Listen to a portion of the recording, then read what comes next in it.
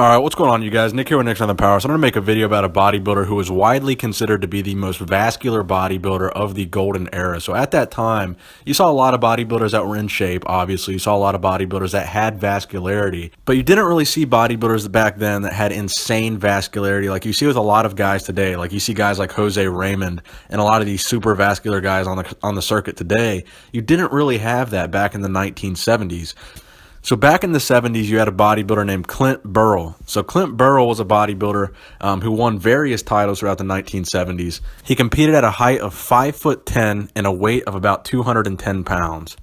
So he started competing in 1970, where his most noteworthy finish was a second place finish in the Junior Mr. California, which was an AAU competition. Then in 1975 would be arguably his most productive year as a bodybuilder. He won the Mr. America competition. He won the Collegiate Mr. America competition. He won the Mr. Southern California. He won the AAU Mr. USA's.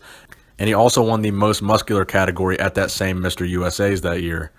So all in all, he won 5 titles in 1 year in 1975. The following year in 1976, he would add the Mr. World title, the AAU Mr. World, to his repertoire. In both 1977 and 1978, he placed second at the AAU Mr. America. Then in 79, he placed third at the AAU. Then in 1981, he decided to pursue a career with the IFBB. And in both IFBB competitions that he competed in, he did not place. So he competed in both the Grand Prix World Cup and the Professional World Cup. And again, in both of those, he did not play. So he never really had a career with the IFBB.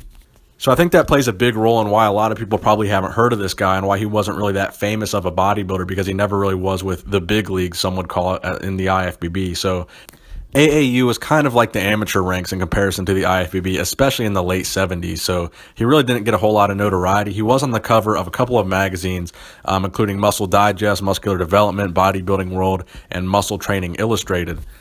But at that time in the 1970s, in most articles and interviews and publications that you'll find about Clint, all the bodybuilding experts from that time will say that he was the most vascular physique contestant of all time, despite the fact that he never did well in the IFBB, because obviously vascularity alone isn't enough to do well in a competition.